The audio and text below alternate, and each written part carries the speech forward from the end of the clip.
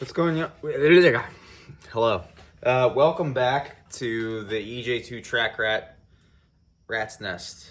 We're going to be getting done with some stuff today. Some of the content that I'm going to have later in the video was actually filmed earlier, but for the sake of chronological order on the channel itself, I figured it would be beneficial to share the actual stuff that kind of like succeeds what we had done in previous videos. So, that being said, in previous videos, we Cerakoted our entire exhaust. That is an exhaust header.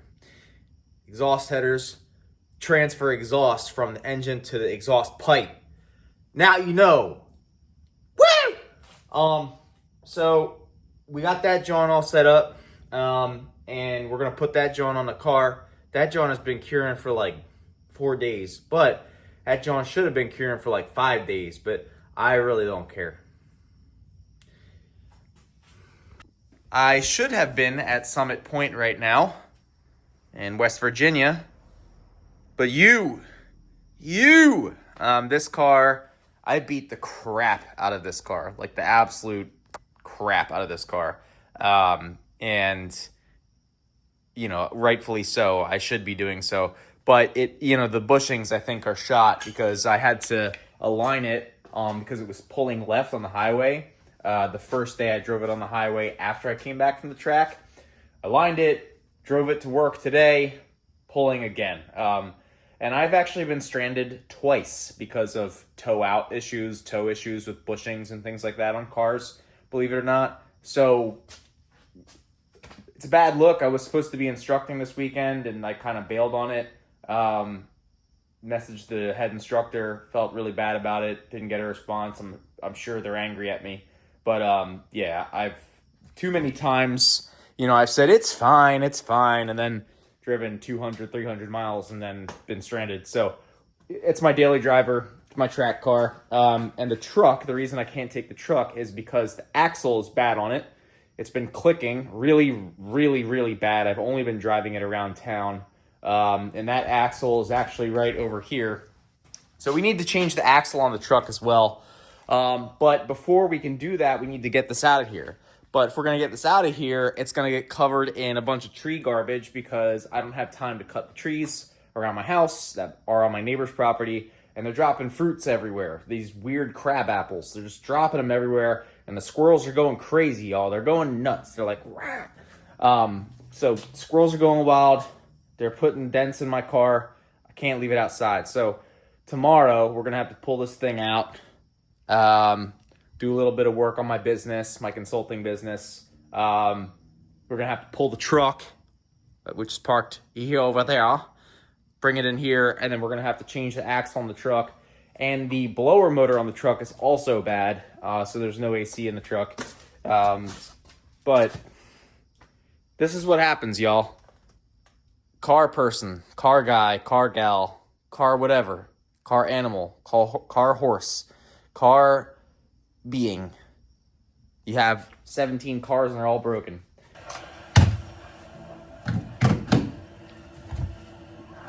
In the late 90s, BMW built a car.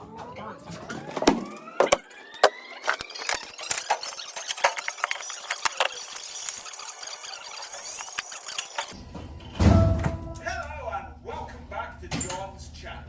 Actually, step 2 of the aim. This? No, I think it was step 2.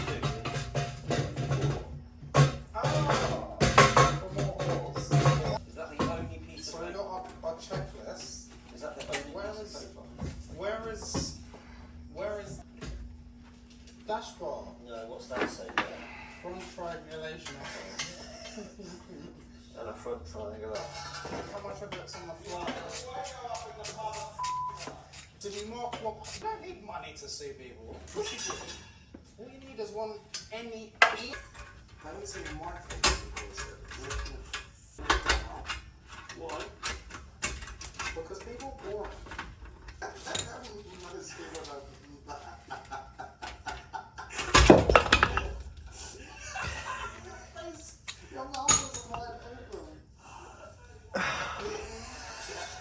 Good thing I have a bald head so That would be really nice and hidden. How do I make everything look so difficult? I just... Partly because it looks quite sharp at the moment. I've not really. Show us where we're going to be cutting on the car. Well, yeah. Just make this the ruler from where you can't see it to where you can.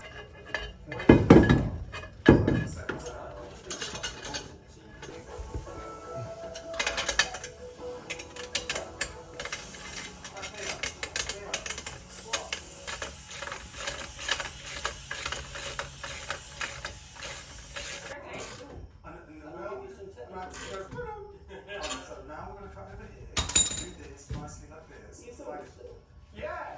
Okay, you ready? Yeah. So are you ready for? So we've now moved on to stage 2. The bulk of them is Shut. Use this to just find out. This is going to be my job. Show me kind of how to do it properly. No, I just use this as fun. There's loads of it. This is a high quality product by myself. I'll show you what this is before, what that edge looks like. And this is that look.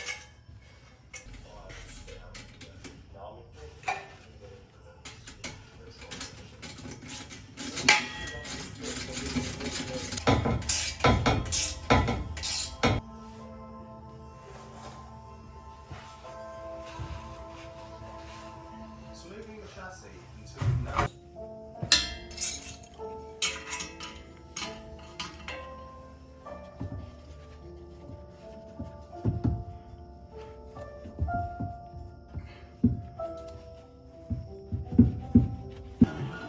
Does this not work?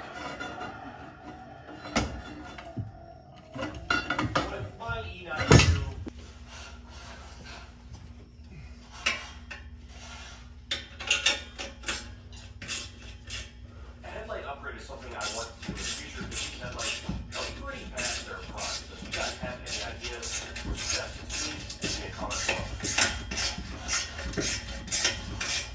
Another, while you're in the last few grip pad wear sensors, plug the front brake. Again, a drive better after getting rid of all the clunkiness of a broken spring and a busted loose swing. Now it's That John was not easy to get in. So part of the problem was this was clocked wrong and that was clocked wrong. So this hanger over here was squished up and these were pulled down. So what I did was I loosened up right here, this V-band, loosened the V-band up down there, kind of wiggled it around. Now this you can see is hanging normal, right? This you can see hanging normal. Yeah, man, exhaust hangers are the bane of my existence. Just trying to make sure that everything, yeah, see, it's got like a normal amount of slack in it. I'm happy with that.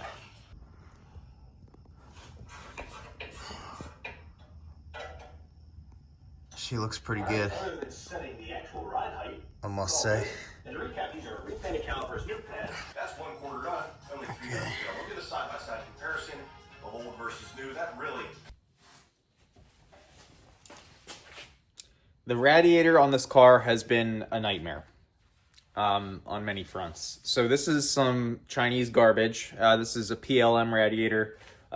Look at that lovely bow, how it just bends downward. Yeah, that's... I normally don't care about that stuff, and even in this instance, I really don't. But what pisses me off is that, you see that neck? How there's a little bit of, like a glob on there of aluminum? Yeah, we had to weld that. And you see that? We had to weld that too. You see that? We had to make that with a lathe because we didn't have a nipple that wouldn't burn through because we had to weld that. Then after we made that nipple with a lathe, we had to weld the top. But then, no, wait, because the bottom is too tight to get a TIG torch in there, we had to braze it. So thank you. Yeah, so this needs to go in the car. I'm going to show you all around the custom provisions I kind of got into to make this finally fit. So to get this thing to finally fit, we took our Chinese garbage lower radiator stays, and we had to slot them. So you can see in here, this one's actually slotted. It's like moved over to the right. And then this one is slotted. It's moved over to the left. We used riv nuts to get it in there. And then for the top, because the Chinese garbage radiator does not fit the car that it says it's intended to fit, with all of these like post mounts that are supposed to screw in to the top there, where you can see a bolt here and a hole here and another hole there. Well, spoiler alert, they didn't line up with anything. We tried this garbage, we tried this garbage, none of that garbage worked. So we had to make our own. Lovely. So this is some thick aluminum bar stock. What we did was we obviously drilled holes in it to make it go through OEM mounting locations. So that's cool. The bottom is isolated by rubber. The top is not now. So not sure if that's going to cause issues. I hope not, because these motors vibrate a lot. But we did put some trim here as well. So the radiator sits tight up against this part of the core support right here. Not necessarily this part, but you know, we're able to get the radiator fit. So I'm going to mock the radiator up and show you all what it looks like. And then we got to do some wiring.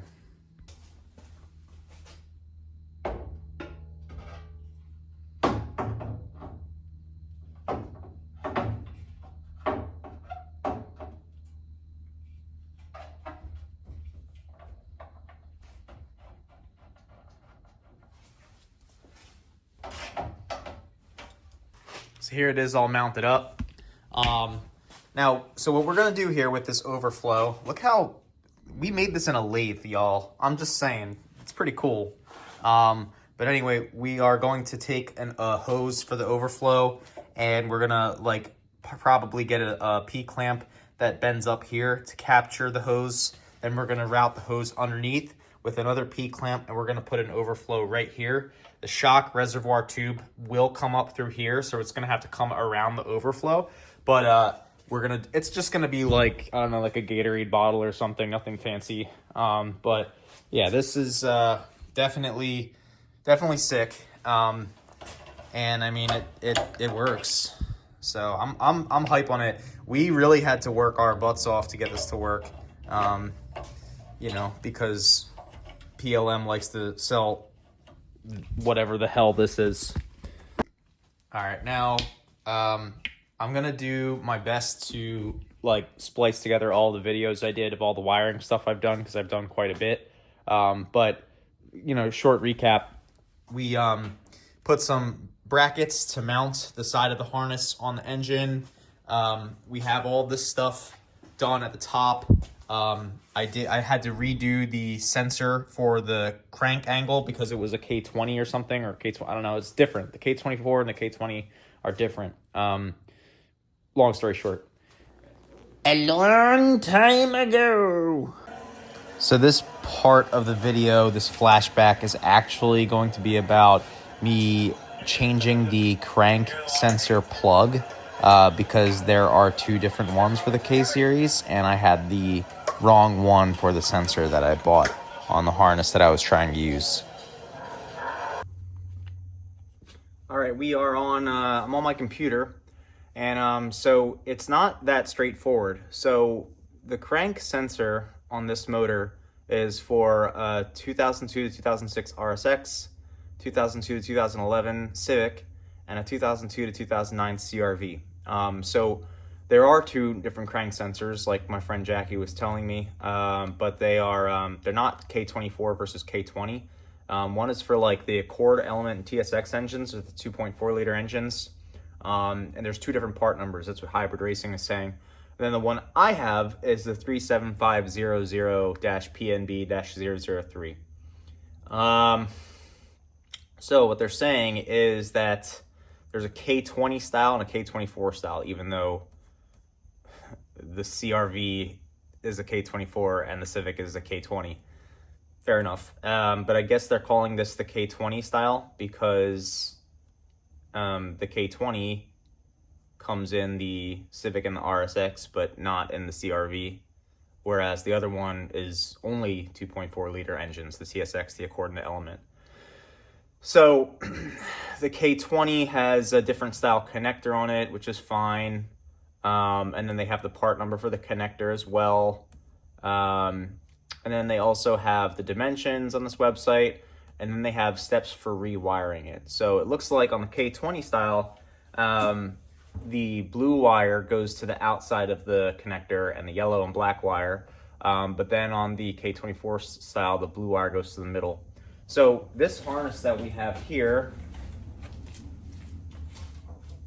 has the blue wire going to the middle, which tells me that it's wired for a K24 harness. So we are going to have to switch the pinouts, I believe, to make it work with this sensor, which is fine. I just wanted to make sure that we have the right one, because I was going to just kind of like wire them the way they were. So like that one has the blue one in the middle, right? So I was just going to wire it to the middle. That would be wrong. So you could throw crank position sensor codes, and that'd be annoying. But on this car, you know, I have a habit in the past of using a lot of used parts. Well, part of the reason why this has taken me so long, this build, is because a lot of the stuff on this car has been new, which is not characteristic of me. But the idea was sacrifice 2 seasons of racing, save money, you know, be responsible, and then build a car that comes out and is hopefully reliable. So we need to repin this. That's the bottom line. And in order to do that, I need to figure out how to repin these connectors. No way I was gonna take the suspension apart just to gain access to the nut holding for, and it only took a few scraps of metal to build. Let's go ahead and move on to the other side. Gas hose happy, and the water neck happy.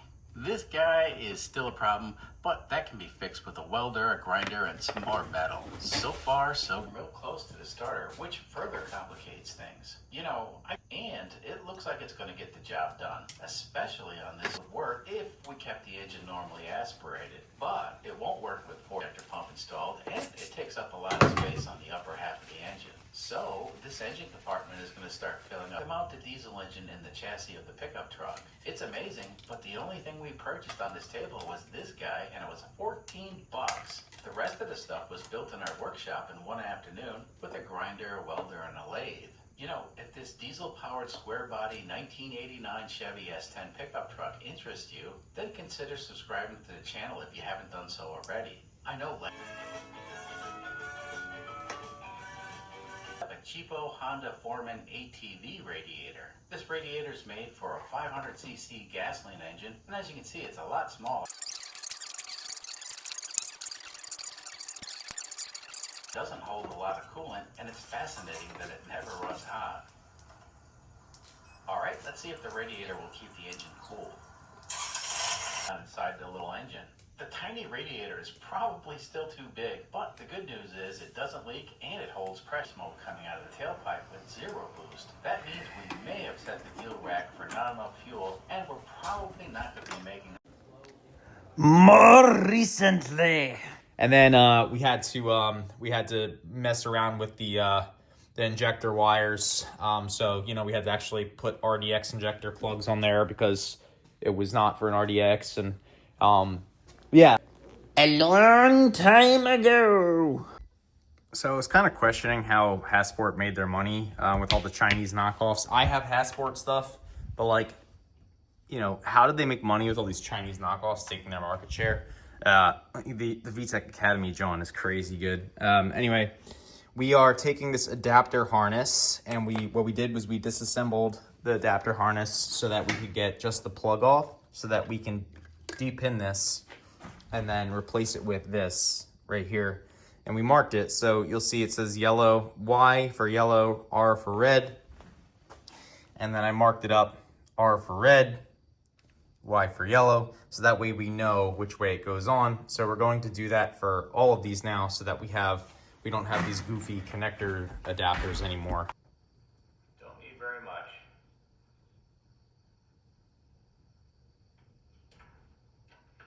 And that's all you really need.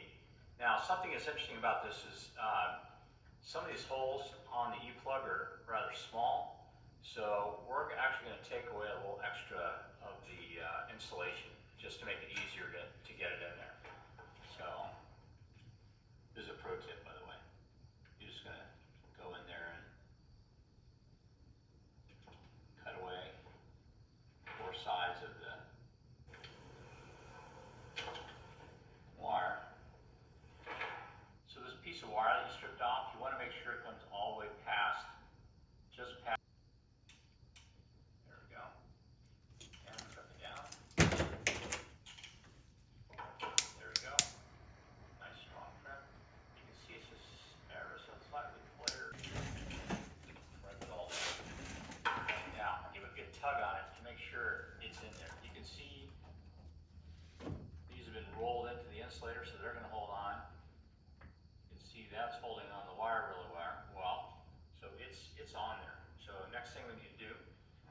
back to our C101 plug. This time it's going to go into position number 12.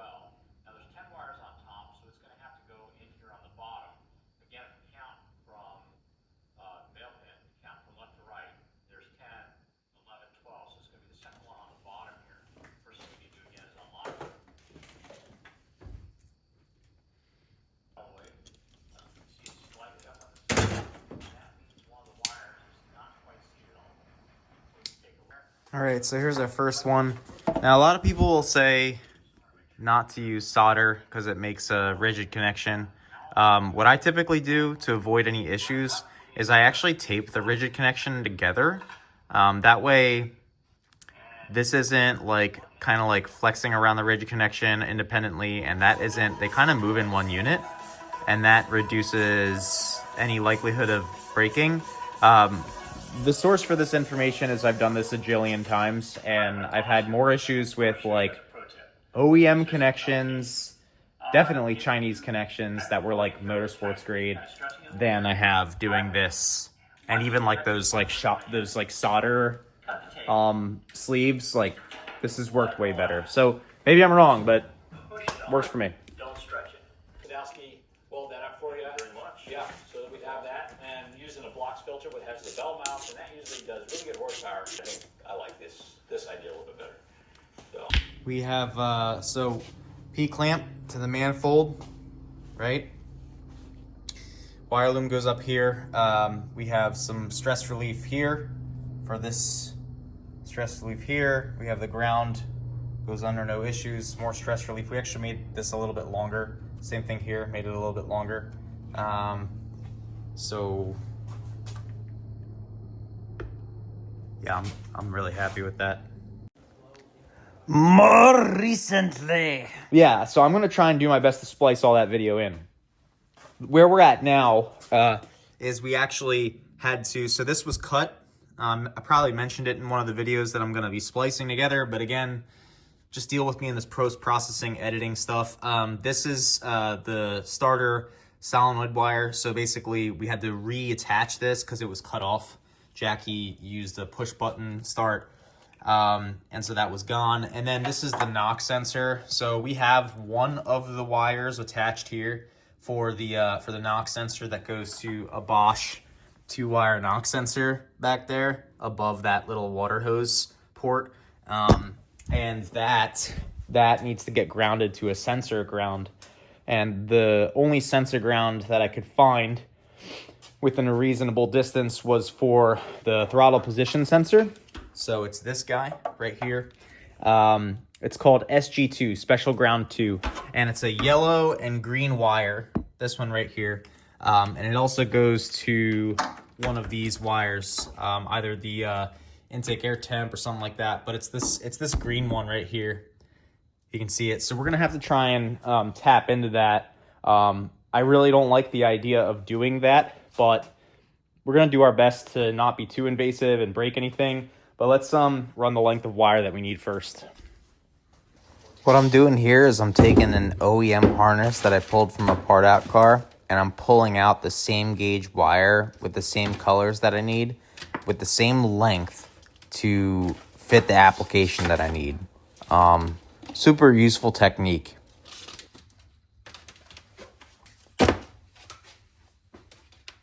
I also started out with building like a shielded ground wire, but realized that didn't make sense, or at least it didn't make sense in my mind. So I kind of gave up on it, but spent quite a bit of time doing it. You'll kind of see what the results are soon. Okay, so we threw away the idea of doing like a shielded cable because I thought about it and I was like, wait a minute. So, because I did a combination of like researching forums, researching the internet, blah, blah, blah, trying to figure out how to do shielding for a knock sensor. There's like very little resources out there, especially about tying it into like a Honda harness, right? So I found on Google or something, it was like, yeah, just shield the signal, the ground wire, and then you can ground the shield to the signal wire and ground the ground to the signal wire. So yeah, long story short, I got rid of the shielding. Let me show you what's going on. So if you look, this is all wrapped up, right? But the signal wire that's on the OEM harness for the knock sensor is already shielded, which makes sense. You would shield a signal wire because you don't want, you know, magnetic waves from the alternator and stuff to get into the signal wire. The ground wire, I guess that makes sense, but I just don't understand electronics. So what we did was we got rid of the shielding and we wrapped it all up. So it's all loomed up real nice, right? And we got a little bit lazy here.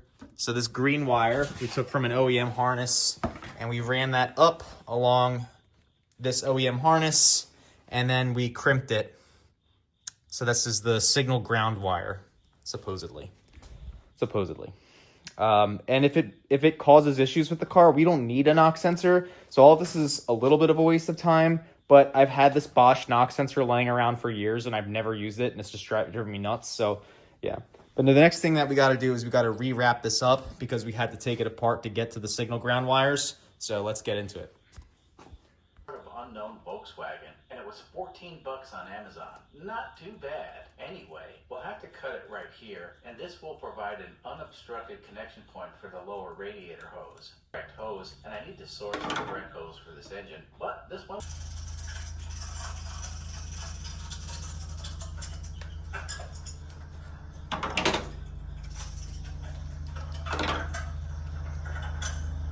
Okay, so this spacer is supposed to go here. And it's offset to the right about a ½ inch or so. It looks like we made parts that have already been engineered to fit. In our case, we have to figure everything out, then build the parts we need and see how it all fits. The good news is we may have actually got close enough on our first attempt, and all we really need to do is a few adjustments to be spot on. Not bad at all. Now I'm really starting to look for something identical to the gasoline version. The good news is the intake and exhaust ports on the diesel engine are also. All right, y'all, it is getting late, and I think if I continued recording everything here, I would just, like, you know, I don't know, never finish this video. So I probably will figure out how to break this up somehow. But most of this wiring is done, so we have this big John, you know, taped up with the loom. We have this signal wire, or the ground wire going to the signal ground for the map. So the knock sensor's there, and then if we have an issue with it, like I said, we'll just cut it. We actually made some brackets that you can't really see. So let me see if I can get my my light, and I'll go under the car and show you. Okay, so if you go underneath the car, you'll see that we have the radiator hose on there now, the swivel neck, and then you'll see the first thing you'll see is this guy. So that is an L bracket from aluminum we use to get the harness mounted up. And then if you go under here, you can see it's zip tied the harness to the starter. So it all maintains good distance from the radiator. So we're not, you know, burning up wires. That was one thing that I learned when I built this car the first time was you can get away with the you know, kind of the half-assed stuff where nothing is really zip tied or attached to brackets in terms of wiring, but eventually it's going to bite you. So we need to figure out where this wire goes, where this wire goes, and then there's another one. This one, I believe this is IAT, but this one has the, I'm not sure. Yeah, I'm really not sure. This one has a green and yellow special signal ground to it. So that might also be IAT, but I really don't know. So we gotta research that and we'll figure it out. But so 3 connectors that we don't know where they go, and then the idea is once that's done, probably gonna fab up. We're gonna get some P brackets, P clamps, and put them here, or we'll mount this this harness up here on the firewall, and then it's gonna go through where the heater used to come out, right? Because we don't have the OEM spot. It's all kind of plugged up, but yeah, it's gonna clean up the engine bay a little bit, and then we're gonna have to get some of the wiring done in here for all this stuff. Fun. All right, y'all. So thanks for watching, y'all. Like, comment, subscribe. Peace. You will tell your friends about EJ2 Track Rat. You will tell your friends that EJ2 Trackrat is great. He is the grandest. EJ2 Trackrat is a good source of information and entertainment. You will tell your friends. You will like and comment and subscribe.